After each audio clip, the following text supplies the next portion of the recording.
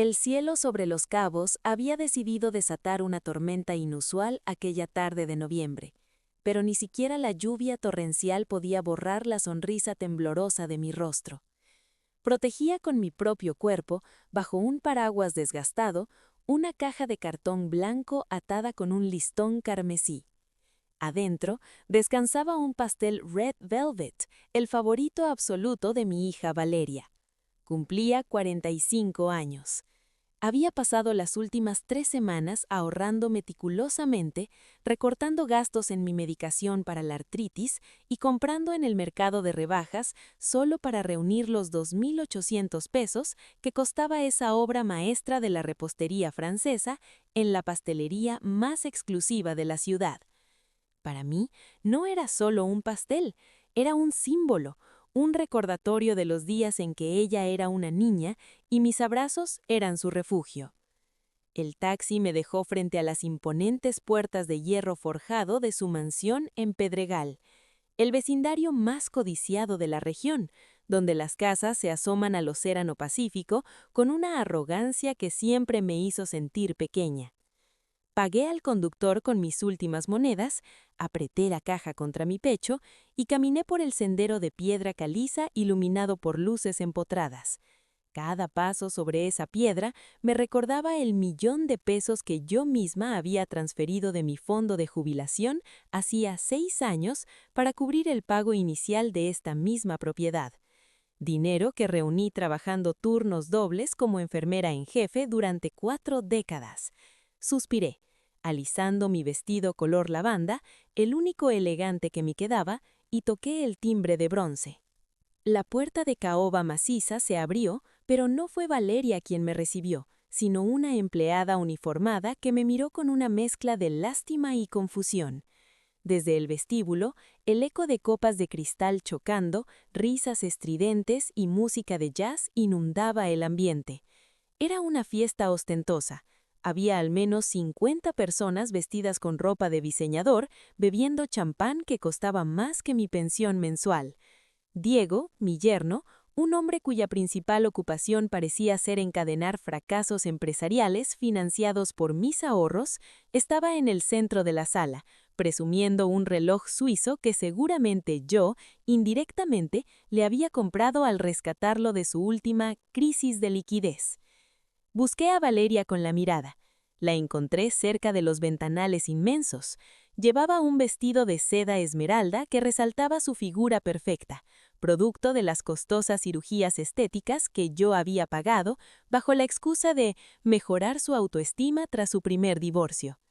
Me acerqué con el corazón latiendo a 1000 por hora, esperando ver sus ojos iluminarse al ver su pastel.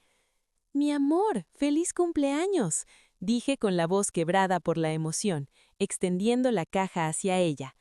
Valeria se giró lentamente. La sonrisa radiante que le dedicaba a sus amigas de la alta sociedad se desvaneció en un instante, reemplazada por una máscara de fastidio puro, una expresión gélida que me congeló la sangre. «¿Mamá? ¿Qué haces aquí?», siseó, bajando la voz para que sus invitados no la escucharan. Sus ojos no se encontraron con los míos, estaban clavados en la caja húmeda por la lluvia que yo sostenía. Pero, antes de contarte qué me respondió y cómo esa fría noche destruyó mi alma para siempre, quiero pedirte un pequeño favor. ¿Ya te suscribiste al canal? Deja en los comentarios, ¿desde qué país nos estás escuchando? Tu apoyo nos ayuda a seguir compartiendo estas historias reales de superación y despertar que tal vez puedan cambiar la vida de alguien más. Ahora volvamos a esa fría cocina de mármol.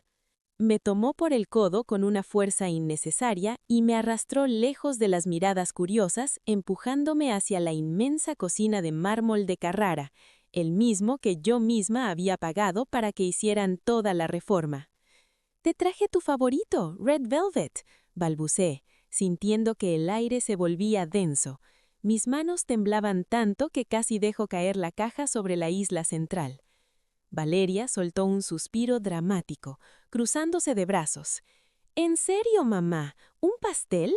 Estoy en medio de una fiesta de networking con los socios inversionistas de Diego y no tengo tiempo para tus dramas sentimentales ni para tus visitas sorpresa. Te dije por mensaje que celebraríamos otro día.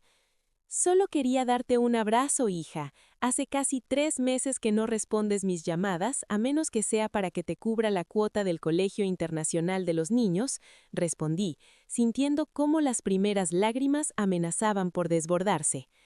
Miré por la ventana hacia la terraza. Mis 2 nietos, de 14 y 12 años, jugaban con sus teléfonos de última generación. Ni siquiera se habían acercado a saludar a su abuela. «Ese es exactamente el problema contigo, Isabela», escupió, usando mi nombre de pila con un desprecio que me golpeó como un latigazo. «Eres asfixiante, siempre quieres estar metida en mi vida, siempre exigiendo atención, siempre haciéndome sentir culpable con tus miradas de mártir. Soy tu madre, Valeria, di mi vida entera por ti». Mi voz era apenas un susurro roto. «Todo lo que tienes, esta casa, los negocios de tu esposo, la ropa que llevas puesta, todo ha salido de mi esfuerzo. ¿Es mucho pedir compartir un pedazo de pastel en tu cumpleaños?» Valeria golpeó la encimera de mármol con la palma de la mano. Sus ojos, que antes estaban llenos del amor inocente de una niña, ahora reflejaban una oscuridad y un egoísmo que me aterrorizaron. «Yo no te pedí nada de eso», gritó en un susurro furioso, acercando su rostro al mío. «Lo hiciste porque no tienes vida propia. Lo hiciste para sentirte indispensable, para comprar mi afecto y tener control sobre nosotros. Eres un peso muerto, mamá, una carga emocional que ya no estoy dispuesta a arrastrar. ¿Quieres saber qué es lo que realmente quiero para mi cumpleaños? ¿Quieres darme el mejor regalo del mundo?» El silencio en esa cocina fue sepulcral. El zumbido del enorme refrigerador inteligente parecía el único sonido en la tierra. Tragué saliva, incapaz de articular palabra, asintiendo lentamente mientras una lágrima silenciosa resbalaba por mi mejilla. Valeria se inclinó hacia mí y pronunció cada palabra con una crueldad meticulosa y fríamente calculada. «El mejor regalo que podrías darme es que desaparezcas de mi vida. Olvida que existo. Honestamente, el día que te mueras, por fin podré respirar en paz». El mundo entero dejó de girar. Sentí como si una mano invisible hubiera atravesado mi pecho y arrancado mi corazón de un solo tirón. El aire abandonó mis pulmones. Mis rodillas cedieron ligeramente, obligándome a apoyarme en el mármol helado para no colapsar en el suelo brillante de su cocina perfecta. A mis 75 años, jamás imaginé que la mujer a la que le di la vida desearía mi muerte. «¿Qué dijiste?», logré articular en un hilo de voz, rogándole a Dios que fuera una broma macabra, un estallido de estrés, cualquier cosa menos la verdad. «Lo que escuchaste. Ya vete, Isabela, estás arruinando mi noche», dijo dándome la espalda sin una sola gota de remordimiento. Sacó su teléfono para responder un mensaje, borrándome de su existencia como si yo fuera un insecto molesto que acababa de aplastar. No grité, no le rogué. El dolor era tan inmenso, tan absoluto, que anestesió mi cuerpo entero. Solté la caja del pastel, dejándola allí, sobre la isla central de la cocina, como un testamento silencioso de 45 años de amor incondicional tirados a la basura. Di la media vuelta. Atravesé la sala llena de gente rica y superficial que ni siquiera notó la presencia de una anciana con el alma hecha pedazos. Diego pasó por mi lado riendo a carcajadas con una copa de licor, ignorándome por completo. Abrí la puerta de madera pesada y salí a la noche oscura de Los Cabos. La lluvia seguía cayendo sin piedad. No abrí mi paraguas. Dejé que el agua helada me empapara el vestido de lavanda, mi cabello grisáceo, mi rostro surcado de reguras. Caminé sin rumbo por las calles adoquinadas, mezclando la lluvia con las lágrimas hirvientes que finalmente comenzaron a brotar de mis ojos. Valeria quería que yo desapareciera. Quería mi muerte por regalo. Lo que esa mujer arrogante y malagradecida no sabía aquella noche lluviosa, mientras seguía brindando con champán comprado con mi sudor, era que acababa de asesinar a la madre sumisa y abnegada que conocía, y de sus cenizas, bajo esa tormenta, estaba a punto de nacer una mujer dispuesta a darle exactamente lo que había pedido, pero de una manera que destruiría su falso imperio hasta los cimientos. El trayecto de regreso a mi casa fue un borrón de luces borrosas y lluvia implacable. No tomé un taxi, mis bolsillos estaban tan vacíos como mi alma en ese momento. Caminé varias cuadras hasta encontrar un autobús nocturno que me llevó a las afueras de la ciudad, al barrio de clase trabajadora donde yo vivía. Mi hogar era un pequeño y modesto apartamento de 2 habitaciones, con pintura descascarada en la fachada y humedad en las paredes. El mismo apartamento que había habitado durante los últimos 30 años. Cuando por fin crucé el umbral de mi puerta, el reloj marcaba las 2 de la madrugada. Estaba empapada hasta los huesos, temblando incontrolablemente, pero el frío físico no era nada comparado con el hielo que se había instalado en mi pecho. Me dejé caer en el viejo sofá de la sala, un mueble desgastado con tapicería floral desteñida. Mis manos, arrugadas y temblorosas, acariciaron la tela áspera. En este mismo sofá, 45 años atrás, había acunado a Valeria cuando era una bebé. Aquí le había cantado canciones de cuna, aquí había secado sus lágrimas cuando se raspaba las rodillas, y aquí mismo la había abrazado cuando su primer esposo la abandonó. El mejor regalo que podrías darme es que desaparezcas, que te mueras. Las palabras de mi hija resonaban en mi cabeza como un disco rayado, golpeando las paredes de mi cráneo con una crueldad insoportable. Me llevé las manos al rostro y lloré. Lloré con un aullido sordo, desgarrador, el llanto de una madre que se da cuenta de que ha criado a un monstruo alimentado por su propio amor ciego. Pero alrededor de las 4 de la mañana, algo dentro de mí se rompió definitivamente. El llanto cesó. Las lágrimas se secaron sobre mis mejillas arrugadas, dejando una sensación de tirantez en mi piel.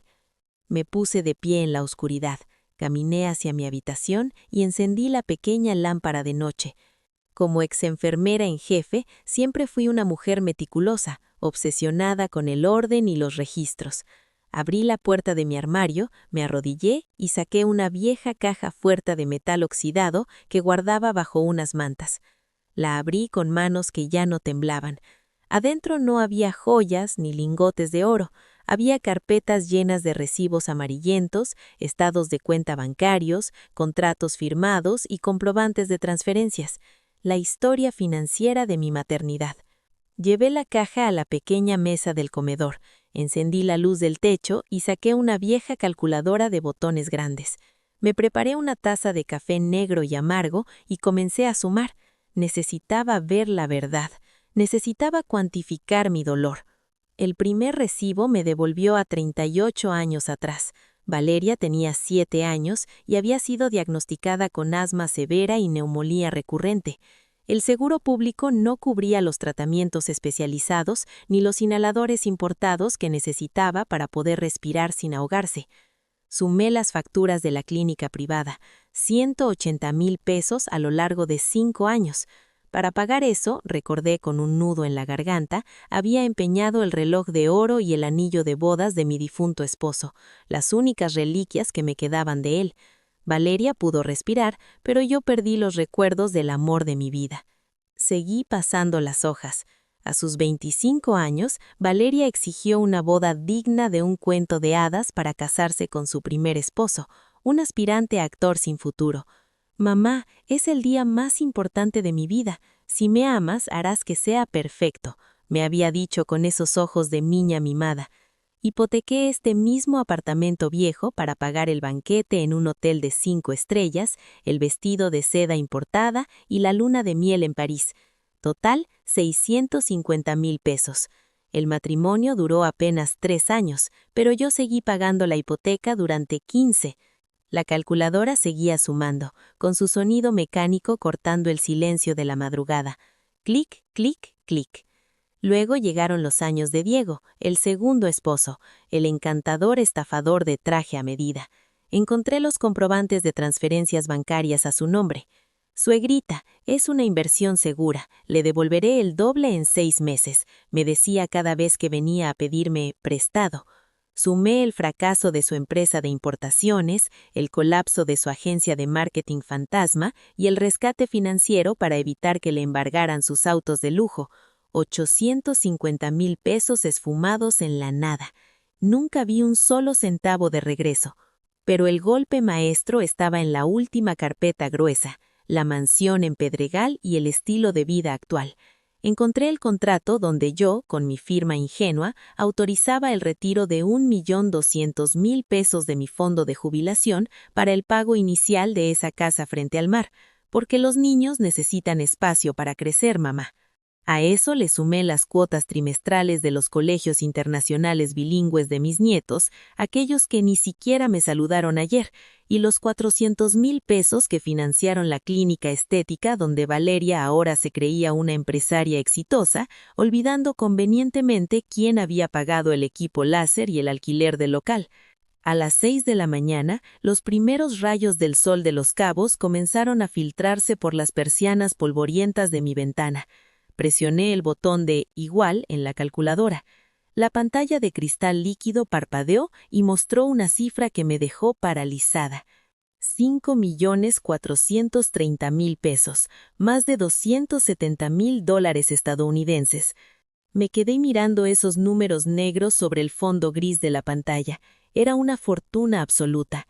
Era el equivalente a miles de horas sin dormir, a cientos de turnos nocturnos limpiando heridas, inyectando pacientes, soportando gritos de médicos prepotentes en el hospital.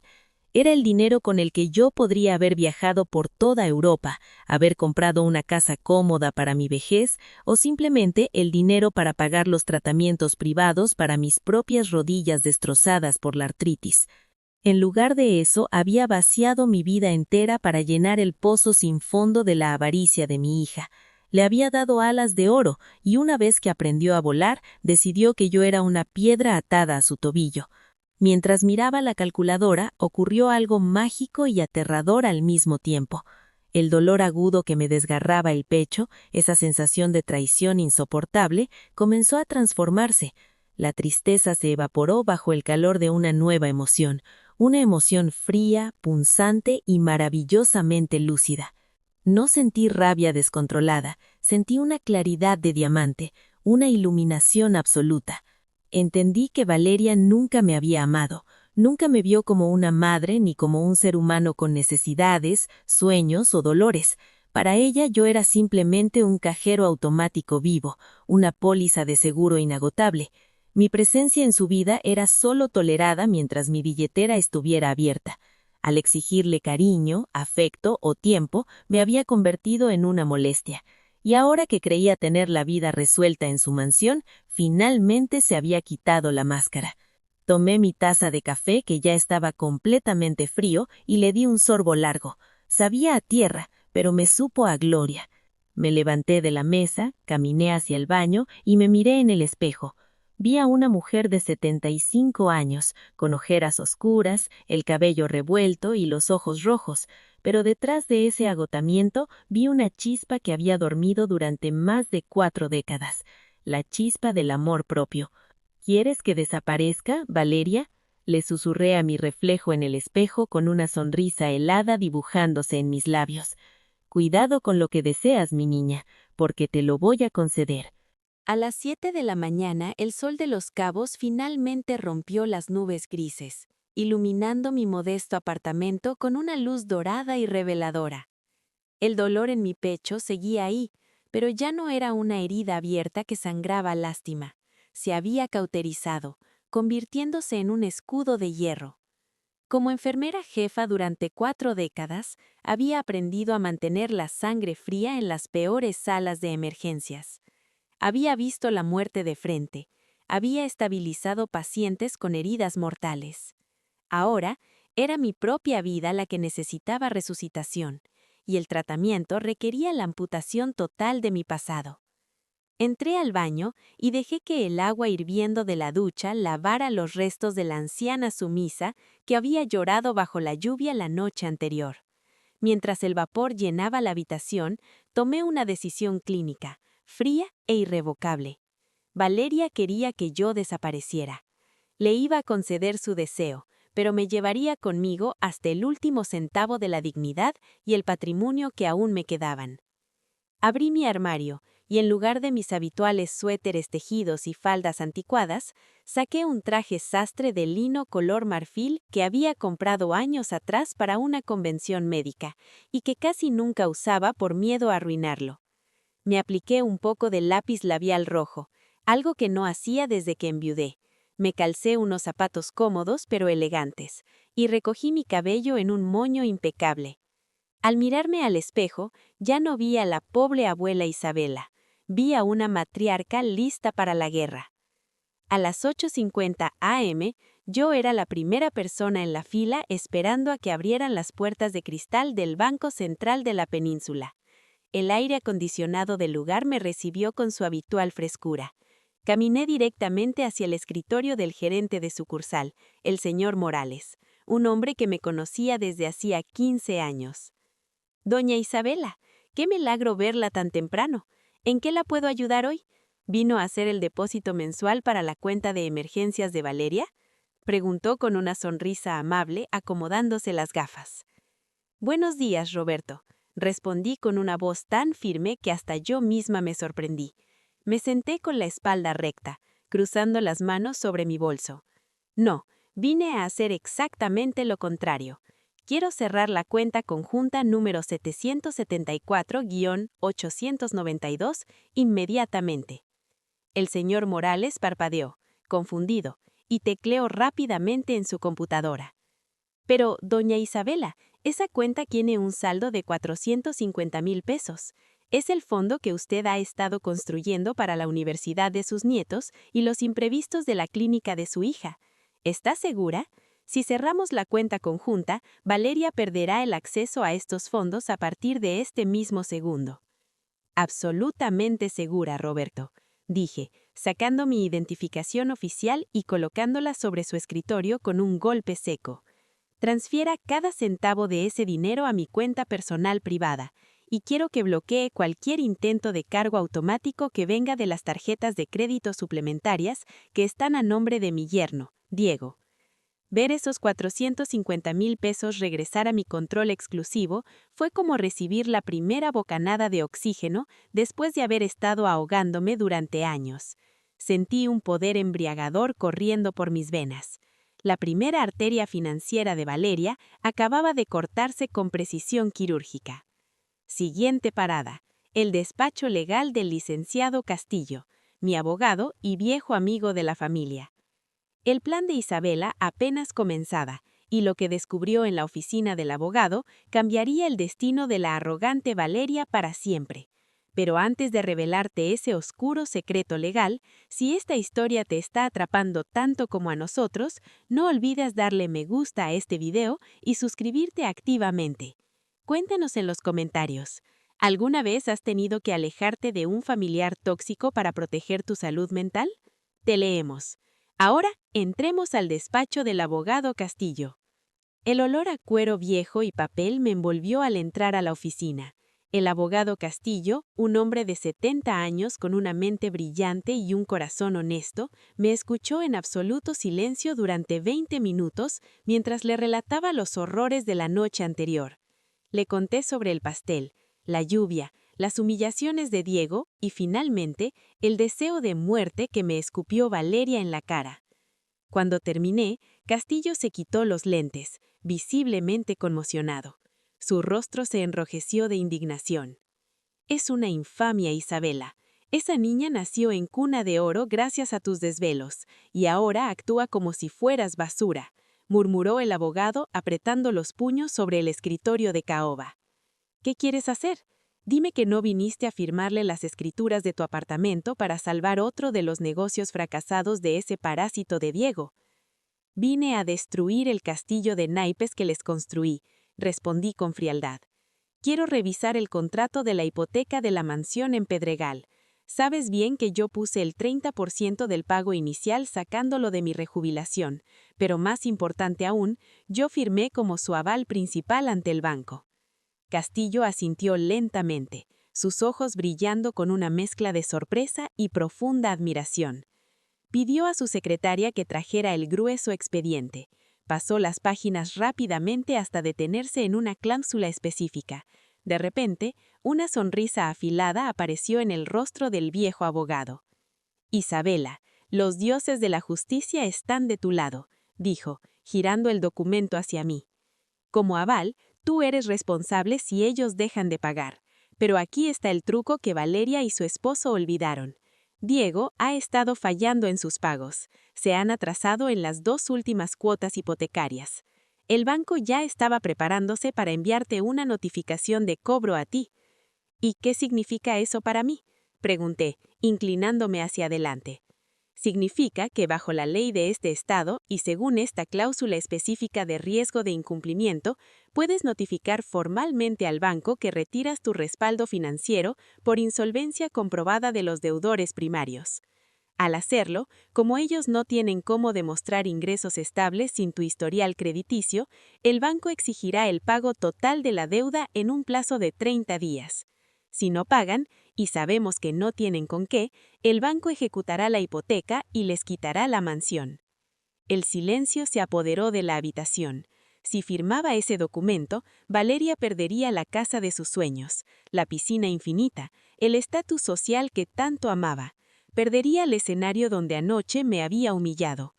«Prepara la notificación, Arturo, y envíala hoy mismo», ordené, sin dudar un milisegundo.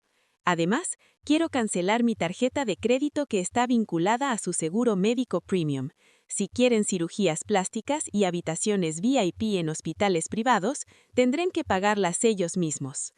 Salí del despacho del abogado sintiéndome 10 años más joven. El sol de la mañana acariciaba mi rostro. Me dirigí a una agencia de viajes en el centro comercial. No necesitaba pensar en mi destino. Lo sabía desde que era una niña y leía revistas de turismo en los pasillos del hospital. «Un boleto de avión, por favor», le dije a la joven agente de viajes. «A Valencia, España, primera clase». «¿Fecha de regreso, señore?», preguntó la chica tecleando. «Sin regreso, solo de ida. Parto mañana a primera hora». La última pieza de mi rompecabezas requería de una aliada, y nadie mejor que Rosa, mi vecina de 70 años, una mujer extravagante que en su juventud había sido actriz de teatro amateur y que durante años había sido testigo silente de mis llantos y sacrificios por Valeria. Toqué a su puerta a la 1 de la tarde. Rosa me hizo pasar y me sirvió una taza de manzanilla. Cuando le conté el plan, sus ojos se abrieron como platos, y luego una sonrisa traviesa y vengativa iluminó su rostro arrugado. «Por todos los santos, Isabela, es el escrito más brillante que he escuchado en toda mi vida», exclamó Rosa, aplaudiendo de la emoción. «¿Y qué quieres que yo haga en esta obra maestra?». «Necesito que seas mi viuda, por decirlo así», le expliqué, tomando sus manos. «Me iré mañana en la madrugada antes de que salga el sol. Dejaré mi apartamento impecable y una carta sobre la mesa del comedor. Una carta de 20 páginas para Valeria. Quiero que el martes vayas a su mansión. Quiero que actúes desesperada. Le dirás que no respondo a la puerta, que usaste tu llave de emergencia para entrar y que encontraste mi casa vacía y esta carta. Hazle creer que, tal y como me lo pidió en su cumpleaños, su madre ha desaparecido para siempre, y que tal vez fui al mar a cumplir su deseo de muerte». Rosa apretó mis manos, sus ojos llenándose de lágrimas, pero no de tristeza, sino de profunda solidaridad femenina. «Será la actuación de mi vida, amiga», me exclamó Rosa llenándose de emoción. «Esa víbora ingrata va a conocer el verdadero terror cuando lea lo que le dejaste». Esa noche, mientras empacaba las pertenencias más valiosas de mi vida en 2 maletas de cuero rojo, me senté en la mesa de la cocina con una pluma fuente y un bloc de papel de hilo. Era el momento de redactar mi testamento en vida, la carta que detonaría la bomba nuclear en el centro exacto del mundo perfecto de Valeria. Escribí la primera línea, y por primera vez en mi vida me sentí verdaderamente libre. «Mi querida Valeria, me pediste como regalo de cumpleaños que desapareciera de tu vida, y como la buena madre que siempre he sido, he decidido concederte tu mayor deseo». La punta de mi pluma fuente de oro Un viejo regalo de graduación de mi difunto esposo se deslizó sobre el papel de hilo grueso con una fluidez que me asustó. Eran las 11 de la noche, solo estaba iluminada por la luz cálida de la lámpara del comedor y acompañada por el tic-tac implacable del reloj de pared. No estaba escribiendo una carta de suicidio, estaba redactando una autopsia financiera, un documento meticuloso, desprovisto de odio irracional, pero cargado de una verdad tan pesada que aplastaría el ego de Valeria en el instante en que sus ojos recorrieran la primera línea. Llené 20 páginas enteras, no dejé ningún detalle al azar. Mi querida Valeria, me pediste como regalo de cumpleaños que desapareciera de tu vida, y como la buena madre que siempre he sido, he decidido concederte tu mayor deseo. Para cuando leas estas líneas, yo ya no estaré en este continente. No me busques en los hospitales, ni en las morgues. Estoy exactamente donde debo estar, lejos de la mujer que me deseó la muerte. El tono de la carta era gélido, casi clínico. Le detallé con fechas, montos y números de cuenta cada sacrificio que había hecho por ella desde el día en que nació. Pero la parte más devastadora estaba en las últimas 5 páginas, donde le explicaba su nueva realidad. Como mi presencia en tu vida era una carga tan asfixiante, he decidido aliviarte también del peso de mi dinero. Te informo que la cuenta conjunta del banco ha sido vaciada y clausurada. El seguro médico internacional premium de cobertura total que yo pagaba para ti y para Diego ha sido cancelado con efecto inmediato. Y lo más importante, mi niña, he notificado legalmente al banco que retiro mi aval sobre la hipoteca de tu mansión en Pedregal debido a los constantes atrasos de tu marido. Tienes 30 días para liquidar la deuda total con el banco o vendrán a embargarte. Tu vida será infinitamente más pacífica sin mi constante sombra, Valeria, pero también será infinitamente más cara. Disfruta tu regalo. Firmé la carta, la doblé con cuidado y la metí en un sobre de manila grueso, sellándolo con cera roja. A las 4 a.m., el sonido del motor de un taxi rompió el silencio de la calle húmeda. Llevaba puesto mi abrigo ligero y jalaba mis 2 maletas rojas. En el pasillo oscuro de mi edificio, Rosa, mi vecina y cómplice, me esperaba envuelta en su bata de dormir. Sus ojos brillaban en la penumbra. Le entregué el sobre y un juego de llaves de mi apartamento. «El escenario es todo tuyo, Rosa», le susurré, dándole un abrazo apretado que olía a lavanda y a años de amistad leal. «Espera hasta el martes por la tarde. Deja que el banco empiece a acosarlos primero. Cuando la desesperación los empiece a morder, entra en escena. Sé dramática, sé convincente. Haz que se arrepientan de cada palabra». «Oh, querida Isabela, me merezco un premio Oscar por lo que estoy a punto de hacer», susurró Rosa, guiñándome un ojo y guardando la carta contra su pecho. «Vete tranquila, querida, vuela alto y no mires atrás. Yo me encargo de los buitres». El trayecto al Aeropuerto Internacional de Los Cabos fue surrealista. Miré por la ventana del taxi las calles por las que había caminado durante décadas, los hospitales donde había gastado mi juventud haciendo guardias dobles, los parques donde paseaba a mis nietos. Extrañamente no sentí ni una gota de nostalgia. Era como si estuviera viendo la película de la vida de otra persona. Abordé mi vuelo de primera clase, un lujo que me permití por primera vez en mis 75 años, pagado con el dinero que habría ido a parar al próximo negocio de Diego. Cuando el inmenso avión despegó y atravesó las nubes grises que cubrían México, pedí una copa de champán. Mientras Isabela brindaba a 10.000 metros de altura, celebrando su renacimiento, Valeria estaba a punto de recibir el golpe más devastador de su vida. ¿Tú qué hubieras hecho en el lugar de Isabela? ¿Le habrías dejado todo y te habrías marchado en silencio? ¿O habrías cobrado tu venganza de esta manera magistral? Déjanos tu opinión en los comentarios. Nos encanta leer los debates de nuestra comunidad. Y no olvides suscribirte para no perderte el desenlace de esta historia. Ahora aterricemos en Europa. 14 horas después, mis pies tocaron el suelo del continente europeo. Cuando salí del aeropuerto de Valencia, la luz del sol mediterráneo me cegó por un instante. La brisa era cálida, salada, impregnada con el aroma de los naranjos y el marfil de la arquitectura antigua. No había nubes grises, no había lluvia torrencial, no había exigencias. Un conductor elegante me esperaba con un cartel que decía mi nombre. Me llevó directamente a un hermoso apartamento moblado que el licenciado Castillo me ayudó a alquilar por internet. Estaba situado en el corazón del barrio de Ruzafa, con techos altos, grandes ventanales de madera tallada y un balcón de hierro forjado que daba a una plaza arbolada llena de vida, cafés al aire libre y músicos callejeros.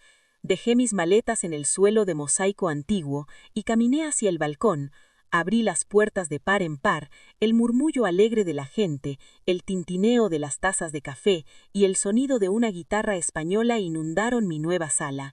Respiré hondo, llenando mis pulmones con un aire que por primera vez no me pertenecía a nadie más que a mí misma. No tenía que revisar mi teléfono por si Valeria necesitaba dinero, no tenía que preocuparme por las deudas de Diego.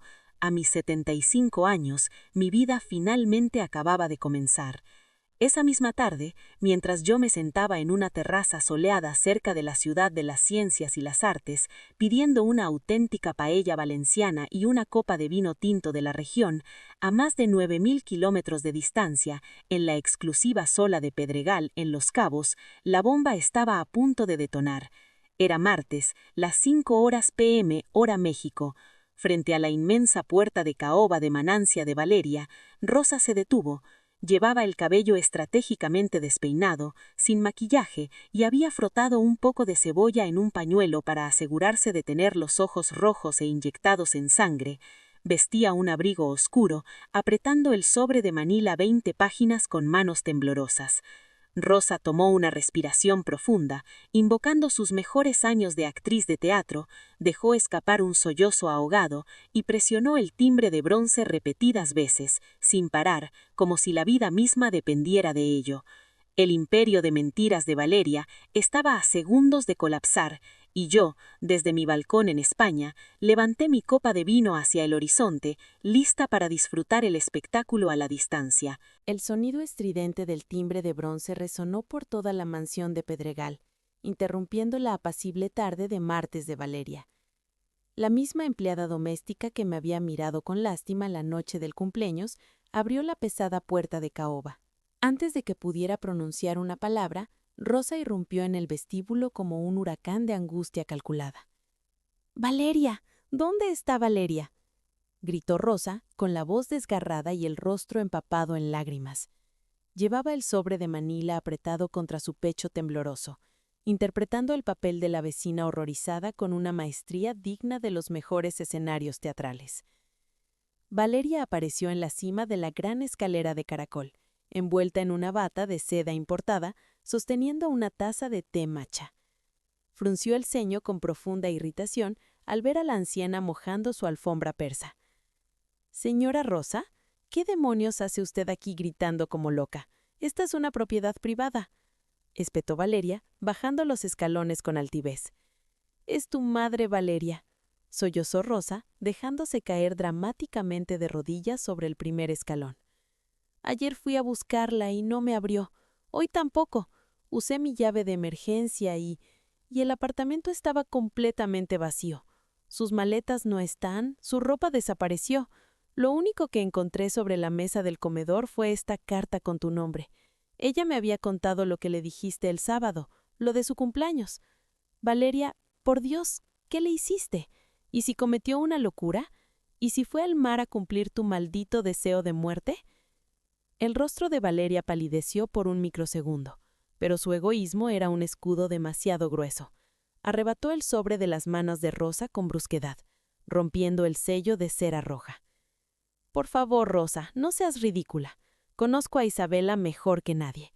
Es solo otro de sus teatros para llamar la atención, otra forma de manipularme haciéndose la víctima», bufó Valeria, sacando las 20 páginas de hilo grueso.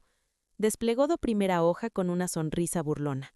Sin embargo, a medida que sus ojos delineados recorrían las primeras líneas de mi autopsia financiera, la sonrisa se congeló. Luego, desapareció por completo, reemplazada por una muesca de incredulidad absoluta. Valeria comenzó a pasar las páginas desesperadamente. Leyó sobre los 180,000 pesos de sus tratamientos de asma, los 650,000 de su primera boda, los rescates financieros de Diego, el retiro de mi fondo de jubilación. Sus manos, perfectamente cuidadas con manicure francesa, comenzaron a temblar tan violentamente que los papeles crujían. Cuando llegó a las últimas 5 páginas, la sangre abandonó por completo su rostro. Sus pupilas se dilataron en un estado de shock absoluto. La cuenta conjunta ha sido vaciada y clausurada. El seguro médico premium ha sido cancelado. He notificado legalmente al banco que retiro mi aval sobre la hipoteca. Tienes 30 días para liquidar la deuda o vendrán a embargarte. No, no, no, no. Esto es una locura. No puede hacer esto. No tiene el derecho, susurró Valeria con la respiración entrecortada, apoyándose contra el barandal de la escalera como si le faltara el oxígeno. En ese preciso instante, la puerta principal de la casa se abrió de golpe. Era Diego. El exitoso empresario estaba rojo de furia, con la corbata desanudada y el cabello revuelto, transpirando frío. «¡Valeria!», rugió su marido, ignorando la presencia de Rosa. Mi tarjeta Platinum fue rechazada en el club de golf frente a todos mis socios. Llamé al banco y me dijeron que la cuenta principal fue clausurada ayer a primera hora. Y eso no es lo peor. El gerente de hipotecas me acaba de llamar. ¿Qué demonios hizo tu madre? Me dijeron que retiró su respaldo financiero y que exigen el pago completo de 4 millones de pesos en un mes o nos quitan la casa. ¿Dónde está tu madre? Valeria dejó caer las 20 páginas al suelo. Cayeron esparcidas sobre el mármol como plumas de un pájaro muerto.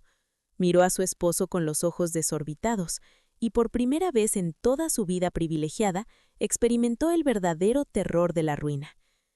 «Desapareció Diego», balbuceó Valeria, con lágrimas de pánico real resbalando por sus mejillas. Rosa, presenciando la magistral caída del imperio de cristal de los parásitos, se puso de pie lentamente, fingió enjugar una lágrima final y caminó hacia la puerta. «Espero que estés feliz con tu regalo de cumpleaños, Valeria», murmuró la anciana antes de salir y cerrar la puerta a sus espaldas, dejando a la pareja envuelta en el caos de sus propios gritos. El karma nunca pierde una dirección, ¿verdad? Ver a Valeria y Diego enfrentarse a las consecuencias de su avaricia es simplemente fascinante. Pero prepárate, porque la desesperación los llevará a cometer un error aún peor. Antes de volar a España para ver la reacción de Isabela, ¿tú qué habrías hecho con las llamadas de auxilio de tus hijos? ¿Responderías o las ignorarías? Déjanos tu comentario y suscríbete para apoyar nuestro canal. Y ahora, veamos cómo se disfruta la venganza desde un balcón en Europa. Mientras el infierno se desataba en la mansión de Los Cabos, a 9,000 kilómetros de distancia, en la mágica ciudad de Valencia, el reloj marcaba las 2 de la madrugada. Estaba sentada en mi balcón de hierro forjado, envuelta en una pashmina de cachemina, escuchando una suave melodía de jazz instrumental que salía de mi tableta. La noche mediterránea era fresca y silenciosa. En mi mano derecha sostenía una copa de un exquisito vino Rioja Reserva, celebrando mi primera semana completa de libertad absoluta. Había mantenido mi teléfono móvil apagado durante 6 días enteros, 6 días sin notificaciones, sin emergencias fabricadas, sin demandas de atención. Pero esa noche, sabiendo que Rosa ya había entregado el paquete, decidí que era hora de encenderlo. Presioné el botón lateral. El logo de la manzana iluminó mi rostro en la oscuridad. Pasaron unos segundos hasta que el teléfono se conectó a la red de Wi-Fi de mi apartamento. Y entonces comenzó el espectáculo. El teléfono vibró tan fuerte y rápido en mi mano que casi derramo mi vino. Los sonidos de notificación parecían una ametralladora de notificaciones. 114 llamadas perdidas, 256 mensajes de WhatsApp, 18 mensajes de voz. Casi todos provenían de Valeria y Diego, con unos cuantos de números desconocidos que seguramente eran amigos de ellos intentando rastrearme. Me acomodé en mi sillón, le di un sorbo largo a mi Rioja, sintiendo el sabor a frutos rojos y madera en mi paladar, y abrí los mensajes de Valeria. Era un estudio fascinante sobre la psicología de la manipulación. Pude leer la evolución cronológica de su desesperación, desglosada día por día. Martes, 6 de la tarde. el enojo prepotente. Mamá, ¿qué es esta estupidez? Rosa acaba de venir con una carta ridícula. Contesta el teléfono ahora mismo. Estás arruinando los negocios de Diego. Deja de hacer tus berrinches de niña chiquita y arregla esto con el banco. Martes, 9:30 p.m. La negación frustrada. Fui a tu apartamento. El portero dice que te vio salir con maletas en la madrugada. ¿A dónde fuiste? Mamá, esto ya no es gracioso. Las tarjetas están bloqueadas y no pudimos pagar la inscripción del torneo de tenis de los niños. Miércoles, 11 de la mañana. El pánico financiero. Mamá, por favor, el gerente del seguro médico nos envió un correo. Dice que la póliza está cancelada. Diego tiene su cita con el cardiólogo mañana y cuesta 5,000 pesos la consulta. No tenemos liquidez. Por favor, llámame, te lo suplico. Jueves, 4 de la tarde. La victimización y la culpa. ¿Cómo puedes hacernos esto? ¿Qué clase de madre abandona a sus nietos? Los niños preguntan por ti y no sé qué decir. Si algo me pasa, si me da una crisis nerviosa, será tu culpa. Eres una egoísta, Isabela. Viernes, 8 de la mañana. El terror puro y la rendición falsa. Mamá, el banco mandó la primera notificación de embargo. Dicen que si no pagamos el 1,000,000 de atrasos más la cancelación de tu aval en 3 semanas, nos sacan la casa. Te lo ruego, perdóname. Fui una idiota en mi cumpleaños. Estaba borracha, estresada. No quería decir que te murieras. Te juro que no lo quería. Te amo, mamá. Te necesitamos. Por favor, vuelve. Haré lo que quieras. Leí cada palabra bajo la luz de la luna española. Hace una semana esos mensajes de culpa y manipulación habrían destrozado mis nervios. Habría corrido al banco, llorando, pidiendo perdón por haberlos asustado y habría vuelto a abrir mi chequera para salvar a mi niña. Pero la mujer que lloraba por migajas de amor había muerto bajo la lluvia en Los Cabos. La mujer que leía los mensajes en Valencia era intocable, una leona que finalmente había roto sus cadenas. Reproduje uno de los mensajes de voz de Diego. Escuché a un hombre de 40 años sollozando de manera patética, rogándome que desbloqueara aunque sea la tarjeta de crédito azul para pagar el supermercado. Sonreí, una sonrisa genuina, profunda y en absoluta paz. Abrí el teclado para escribir mi única y última respuesta. No sería una explicación, ni un reclamo, ni una pelea. Sería el clavo final en el ataúd de nuestra relación parasitaria. Tecleé lentamente, saboreando cada letra. Las promesas vacías no pagan hipotecas. Te di mi vida y a cambio pediste mi muerte. Como puedes ver, hay deseos que se cumplen, pero los fantasmas ya no firman cheques. Aprende a sobrevivir. Adiós. Presioné enviar. Observé cómo aparecían las 2 pequeñas palomitas azules casi al instante. 3 semanas habían transcurrido desde mi llegada a la hermosa ciudad de Valencia, y mi nueva vida había comenzado a florecer con colores que creía haber perdido para siempre. Me había inscrito en clases de pintura al óleo los martes y jueves, descubriendo un talento artístico que estuvo sofocado bajo montañas de facturas ajenas. Paseaba por el mercado central comprando frutas frescas, me sentaba a leer en los jardines del Turia, y por primera vez en 45 años, mi cuenta bancaria no solo se mantenía estable, sino que prosperaba bajo la guía del señor Navarro, mi nuevo asesor financiero en España. La paz era absoluta, pero la codicia humana es una bestia que nunca duerme. Era un miércoles por la mañana. Estaba en el balcón de mi apartamento, disfrutando de un café con leche y una tostada con tomate triturado, cuando mi teléfono sonó. La pantalla mostraba un número oficial del Gobierno Estatal de Baja California Sur, México. Fruncí el ceño. Hacía semanas que había bloqueado a Valeria, a Diego y a todos sus conocidos.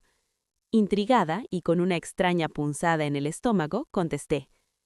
«¿Señora Isabela Vargas?», preguntó una voz femenina, profesional, pero con un matiz de urgencia. «Sí, soy yo. ¿Con quién tengo el gusto?», respondí, dejando mi taza sobre la mesa de hierro forjado. «Mi nombre es Raquel Mendoza. Soy trabajadora social del Departamento de Servicios para el Adulto Mayor y la Familia en Los Cabos. La llamo por una situación de extrema delicadeza. Hemos recibido una denuncia oficial respecto a su bienestar físico y mental. El aire se atoró en mi garganta por un segundo. ¿Una denuncia? ¿De qué está hablando, señorita Mendoza? Su hija, la señora Valeria, se presentó ayer en nuestras oficinas acompañada de un abogado. Interpuso una demanda alegando que usted sufre de Alzheimer prematuro y deterioro cognitivo severo. Según su declaración jurada, usted ha estado experimentando episodios de paranoia, tomó decisiones financieras erráticas que ponen en riesgo el patrimonio familiar y luego desapareció del país bajo la posible influencia de estafadores. Están solicitando a un juez que la declare legalmente incompetente para congelar sus cuentas bancarias e invalidar los documentos legales que firmó antes de partir. El silencio que siguió a esas palabras fue ensordecedor. Me quedé mirando las palomas que revoloteaban en la plaza frente a mi balcón, mientras la bilis me quemaba la garganta. No podía creer la magnitud de su bajeza. Valeria no solo me había deseado la muerte para liberarse de mí. Ahora que su mansión estaba en juego y sus tarjetas de crédito rebotaban, estaba dispuesta a destruir mi dignidad, a borrar mi cordura ante la ley, convirtiéndome en una anciana demente solo para volver a ponerle la correa a mi chequera. Era el acto más ruin y desesperado de una sanguijuela a punto de morir de hambre. Lejos de entrar en pánico, una frialdad absoluta se apoderó de mí. Mi voz sonó tan afilada como un bisturí quirúrgico. Señorita Mendoza, escúcheme con mucha atención. No sufro de Alzheimer, ni de demencia, ni de paranoia. Soy una ex enfermera jefa con 40 años de servicio impecable. Estoy residiendo en Valencia, España, por mi propia y absoluta voluntad. Tengo excelente salud y un control perfecto de mis facultades mentales. Las alegaciones de mi hija son una fabricación maliciosa para evitar que el banco le embargue la mansión que yo misma ayudé a financiar. Hubo una pausa del otro lado de la línea. La trabajadora social sonaba ligeramente sorprendida por la firmeza y articulación de mis palabras, muy lejanas a las de una paciente con demencia. Entiendo su posición, señora Isabela, y créame que he visto casos de disputas familiares antes, respondió Raquel con un tono más suave. Pero la ley me obliga a verificar su estado. Para poder desestimar el caso y evitar que un juez congele sus fondos de manera preventiva, necesito pruebas médicas contundentes. ¿Estaría dispuesta a someterse a una evaluación psiquiátrica y neurológica oficial a través del Consulado de México en España? Absolutamente, respondí sin dudar una fracción de segundo. Dígame dónde y cuándo, y le prometo, señorita Mendoza, que los resultados dejarán muy claro quién es la persona que realmente ha perdido la cabeza en esta familia. Apenas colgué el teléfono, llamé al licenciado Castillo, en México. El nivel de maldad de Valeria ha cruzado todos los límites imaginables.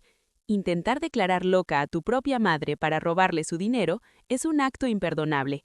¿Qué castigo crees que merece Valeria por esta calumnia? Escribe tu opinión en los comentarios. Los leeremos y daremos corazón a los más acertados.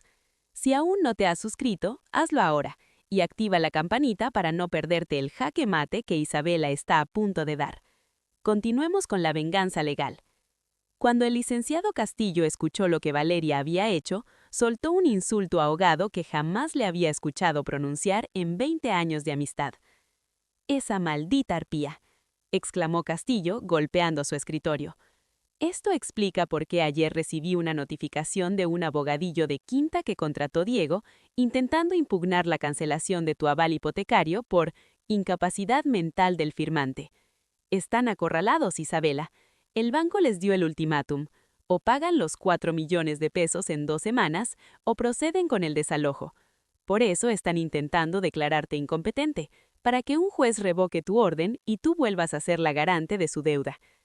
Arturo, voy a ir al consulado mañana mismo, pero no quiero que esto se quede solo en una defensa, le dije, apretando el teléfono con fuerza. Una vez que tenga ese certificado médico en mis manos, quiero que inicies una demanda por difamación, fraude procesal y daños a la moral contra Valeria. Ha intentado manchar mi nombre y usar al Estado para robarme. Quiero que quede un registro penal de su falsa denuncia.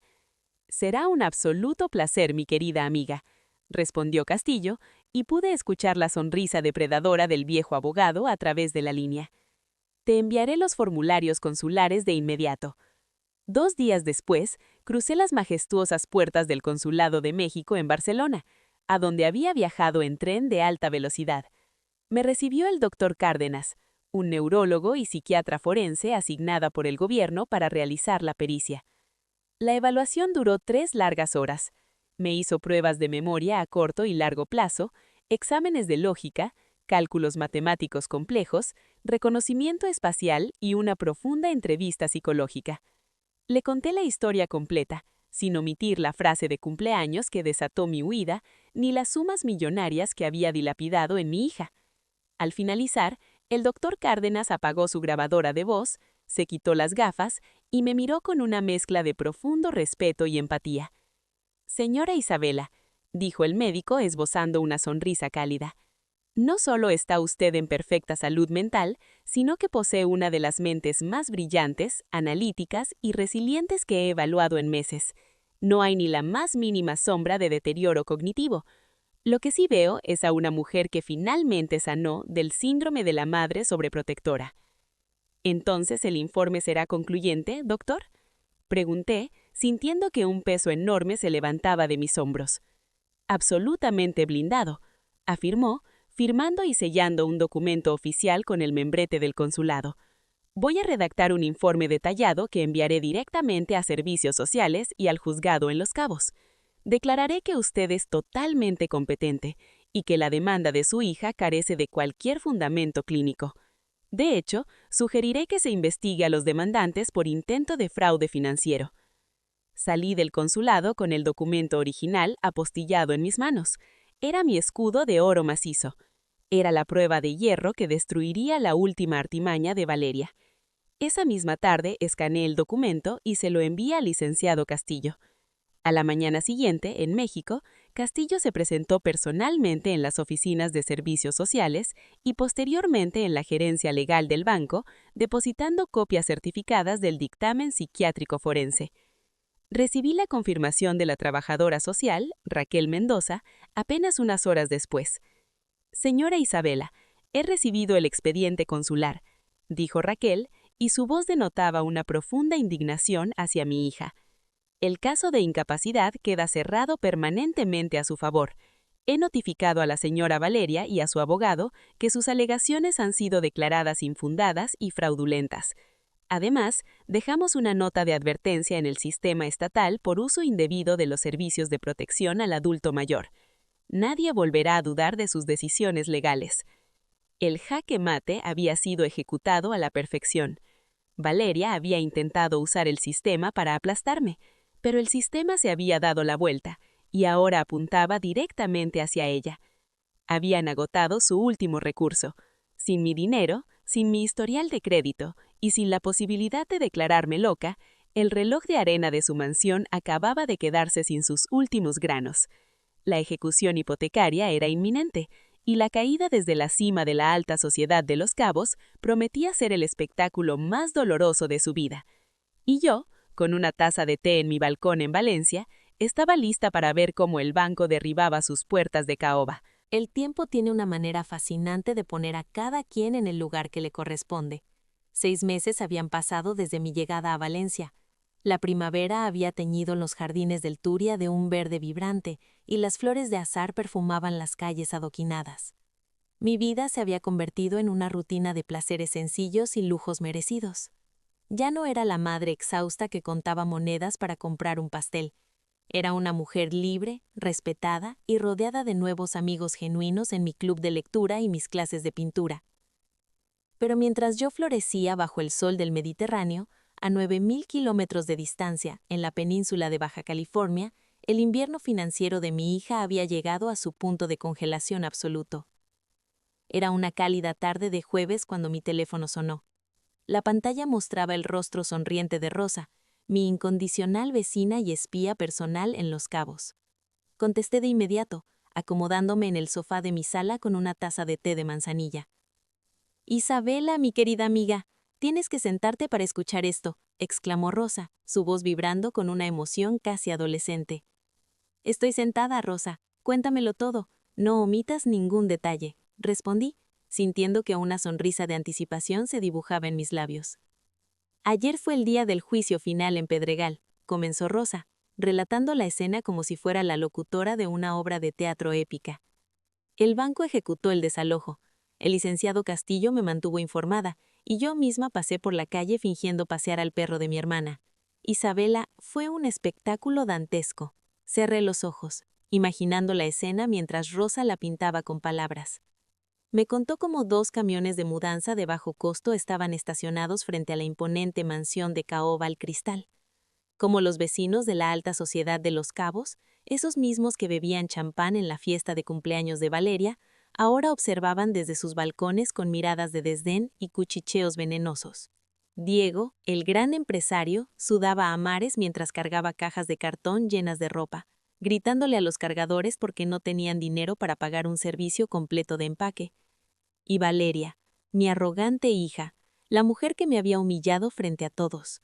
Rosa me describió cómo Valeria salió por última vez de esa casa, sin maquillaje, con el cabello recogido en un moño desaliñado, llorando amargamente mientras entregaba las llaves a los representantes legales del banco. Su imperio de apariencia se había derrumbado hasta los cimientos. ¿A dónde se fueron?, pregunté, mi voz desprovista de lástima, pero llena de curiosidad clínica. Se mudaron a un departamento minúsculo de 2 habitaciones en las afueras de la ciudad, muy cerca de donde tú y yo vivíamos, se rió Rosa. Los niños tuvieron que ser sacados del colegio bilingüe internacional porque debían 3 colegiaturas. Ahora asisten a una escuela pública. Y agárrate porque esto es lo mejor. Diego tuvo que conseguir un trabajo real. Está de asistente de ventas en una concesionaria de autos usados, ganando el sueldo mínimo más comisiones. El gran CEO de las inversiones fantasmas ahora ruega para vender un sedán del 2015. ¿Y Valeria?, pregunté, tomando un sorbo de mi té, saboreando la ironía del destino. Valeria tuvo que volver a trabajar en la clínica estética que tú le financiaste, pero como los inversionistas embargaron el equipo por falta de pago, la dueña del local traspasó el negocio. Valeria ya no es la dueña, Isabela. Ahora es una simple empleada asalariada haciendo tratamientos faciales bajo las órdenes de una jefa 10 años menor que ella. Sentí un escalofrío de satisfacción recorrer mi espalda. No sentía alegría por el sufrimiento de mis nietos, pero sabía que esa cura de humildad era exactamente lo que necesitaban para no convertirse en réplicas exactas del narcisismo de sus padres.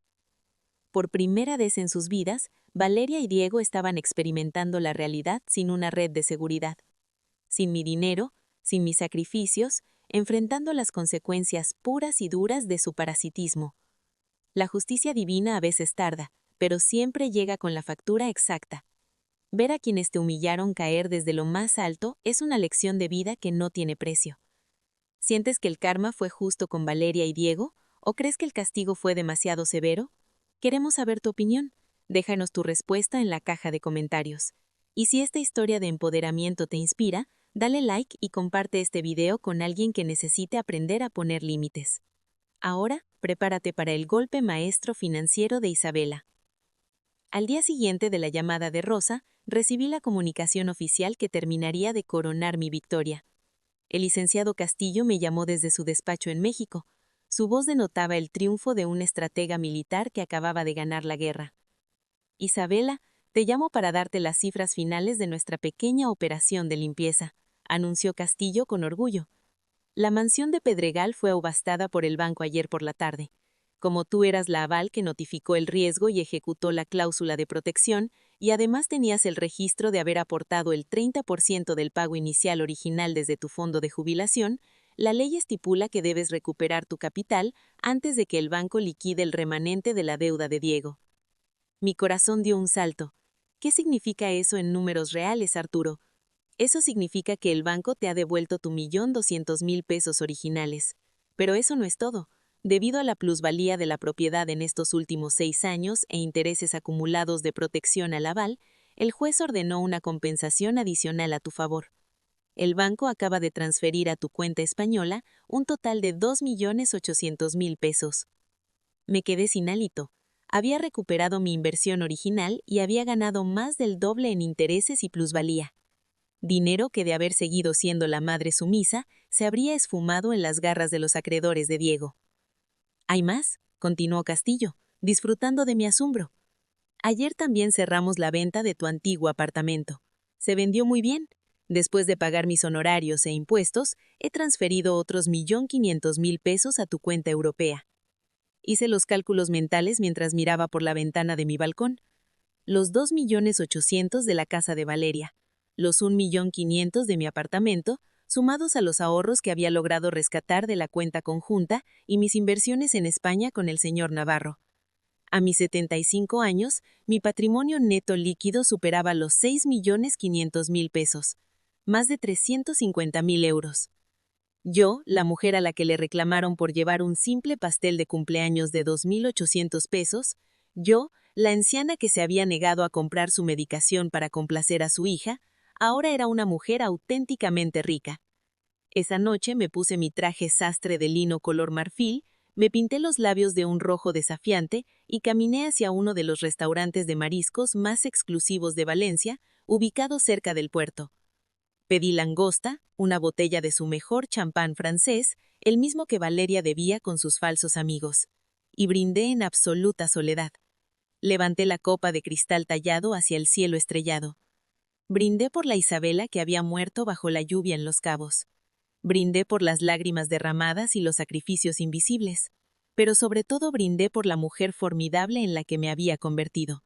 La mujer que entendió, de la manera más brutal posible, que el amor materno jamás debe ser sinónimo de autodestrucción y que la dignidad no tiene precio. La tormenta había pasado, el imperio de cristal de Valeria yacía en ruinas, y mi cuenta bancaria reflejaba el verdadero valor de mi libertad. Pero mi historia aún no había terminado. Tenía un último propósito en esta vida: asegurarme de que mi dolor sirviera como un faro de luz para millones de mujeres que en este mismo instante estaban siendo devoradas por sus propias familias. 2 años pasaron desde aquella noche en que brindé sola frente al puerto de Valencia. A mis 77 años, mi vida había adquirido una cadencia hermosa, un ritmo dictado únicamente por mis propios deseos. Las mañanas las pasaba caminando por la playa de la Malvarrosa, sintiendo la arena tibia bajo mis pies. Y las tardes las dedicaba a mi nuevo balcón, rodeada de bugambilias, frente a una computadora portátil que compré con mi propio dinero. La venganza financiera había sido dulce, sí, pero la verdadera sanación requiere un propósito mayor. Necesitaba transformar mi herida en un escudo para otras mujeres. Durante esos 2 años me dediqué a escribir. Vertí cada lágrima, cada humillación, cada peso gastado y cada revelación dolorosa en un manuscrito de 300 páginas. Lo titulé El precio de mi ausencia: cómo sobrevivir al abuso emocional de un hijo adulto. No era un libro de rencor, era un manual de supervivencia, una guía clínica y emocional para todas aquellas madres que, por amor ciego, estaban cavando sus propias tumbas financieras y psicológicas. Gracias a los contactos del señor Navarro, mi asesor financiero, el manuscrito llegó a las manos de Montserrat, una editora brillante en Madrid. Cuando Montserrat leyó la historia del pastel de Red Velvet bajo la lluvia y la cruel petición de cumpleaños de Valeria, me llamó llorando. «Isabela, el mundo necesita leer esto», me dijo con la voz quebrada. «Hay millones de mujeres allá afuera que se sienten culpables por querer respirar. Tu libro va a ser su tanque de oxígeno». El libro se publicó en la primavera de mi tercer año en España. Lo que sucedió después fue un fenómeno que jamás en mi vida habría imaginado. En cuestión de meses, se convirtió en un bestseller rotundo, no solo en España, sino en todo México y América Latina. Fui entrevistada en podcasts, en revistas europeas y en canales de YouTube bajo un seudónimo protector.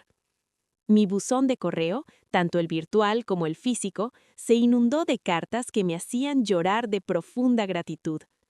Leí tu libro, Isabela, y ayer por fin tuve el valor de decirle a mi hijo de 40 años que ya no pagaré la hipoteca de su casa. Lloró, me insultó, pero anoche dormí en paz por primera vez en una década. Me escribió una mujer desde Colombia. Gracias a ti, vendí mis propiedades, dejé de financiar los caprichos de mi hija y me mudé a una cabaña en la montaña.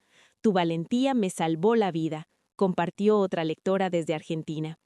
Mi dolor, convertido en palabras, estaba rompiendo cadenas familiares en todo el mundo. Pero la carta que más sacudió mi alma no venía de una lectora desconocida.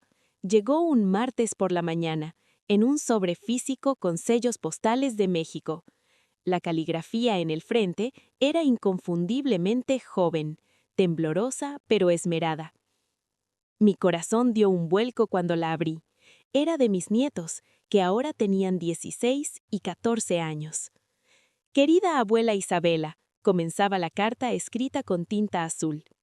Papá por fin nos contó la verdad. Nos dijo por qué te fuiste de repente hace 3 años. Nos confesó que mamá te dijo cosas horribles en su cumpleaños, cosas imperdonables, y que tú decidiste empezar una nueva vida porque no te valoramos. Abuela, queremos pedirte perdón. Perdón por estar pegados a los teléfonos ese día. Perdón por no abrazarte. Perdón por creer que tu dinero era una obligación. Ahora que no tenemos la casa grande y que mamá y papá trabajan todo el día para pagar la renta, entendemos el verdadero valor de las cosas. Entendemos todo lo que sacrificaste. Estamos muy orgullosos de ti por ser tan valiente. Cuando seamos mayores de edad y ganemos nuestro propio dinero, ¿nos dejarías ir a visitarte a España? Te extrañamos mucho. Con amor, tus nietos. Junto a la carta había un pequeño dibujo a lápiz de la playa de Valencia. Lloré con una fuerza que no sentía desde aquella noche de tormenta en Los Cabos. Pero estas no eran lágrimas de dolor, eran lágrimas de redención. Mi sacrificio, mi dolorosa huida, no había sido en vano. Al destruir el ciclo de toxicidad, había salvado a mis nietos de convertirse en monstruos arrogantes. Habían aprendido la lección de la empatía a través de mi ausencia.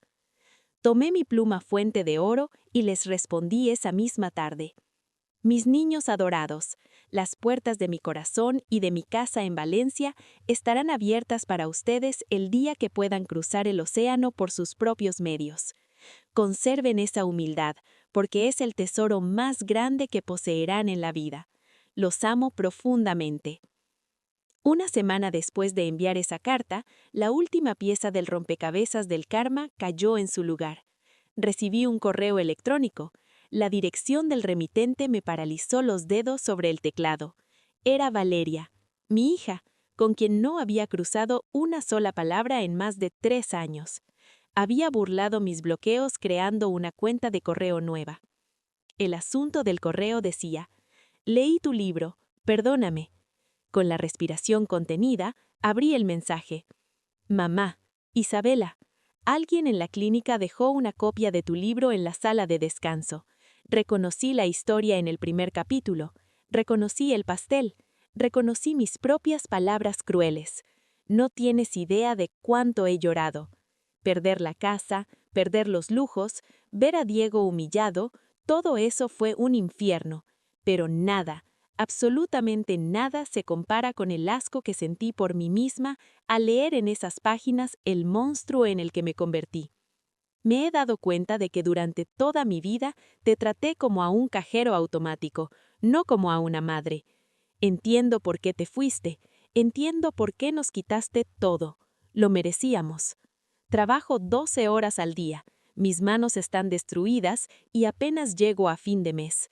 Pero te escribo esto no para pedirte dinero. Te juro por la vida de mis hijos que no quiero un solo centavo tuyo. Solo te escribo porque no puedo vivir con el peso de saber que mi último regalo para ti fue desearte la muerte. Te suplico, desde el fondo de mi alma rota, que algún día puedas perdonarme.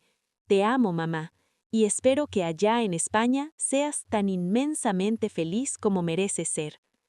Me quedé mirando la pantalla de la computadora durante mucho tiempo. Sentí una punzada de lástima, un instinto maternal primitivo que me impulsaba a llamarla, a consolarla, a decirle que todo estaba bien. Pero luego cerré los ojos y recordé el frío de la lluvia, la mirada de desprecio y los 45 años de esclavitud emocional. Valeria finalmente había aprendido la lección, finalmente había despertado, pero algunas heridas, aunque sanen, dejan cicatrices que cambian la estructura misma de la piel.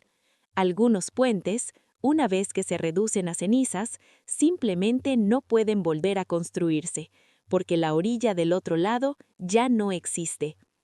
No respondí el correo. Nunca lo hice. Elegí el silencio no como un castigo, sino como el límite supremo de mi paz mental. Mi perdón ya se lo había otorgado en el momento en que decidí ser feliz, pero mi presencia era un privilegio que ella había perdido para siempre. Hoy, sentada en mi balcón, mirando cómo el sol se oculta sobre las aguas doradas del mar Mediterráneo, sonrío. Soy Isabela. Tengo 77 años. Soy una autora bestseller, una mujer millonaria, pero sobre todo, soy dueña absoluta de mi alma. Valeria me pidió que desapareciera de su vida, y yo le concedí ese deseo con una maestría que nos salvó a ambas. A ella la salvó de su propia arrogancia, dándole un baño de realidad. Y a mí me salvó la vida. Porque a veces, la única forma de encontrarte a ti misma es teniendo el coraje de perderlo todo y renacer de tus propias cenizas, exactamente como la mujer que siempre estuviste destinada a ser. Y así termina la historia de Isabela, una lección maestral de que el amor no debe exigir nuestra propia destrucción, y de que nunca, jamás, es demasiado tarde para empezar de nuevo y reclamar lo que nos pertenece.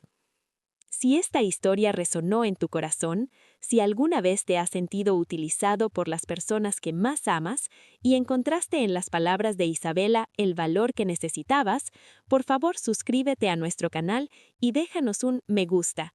Nos ayudas inmensamente a seguir compartiendo estos testimonios de luz y justicia. Pero espera, no te vayas todavía. Si la traición y los giros inesperados de esta historia te dejaron con ganas de más, haz clic en el video que está apareciendo justo ahora en tu pantalla. Es la historia de un hombre que planeó secretamente dejar a su esposa en la ruina para irse con su amante, sin imaginar que ella llevaba meses un paso delante de él, preparando una trampa financiera de la que nunca podría escapar. Haz clic ahora y prepárate para otra dosis perfecta de karma. Nos vemos allí.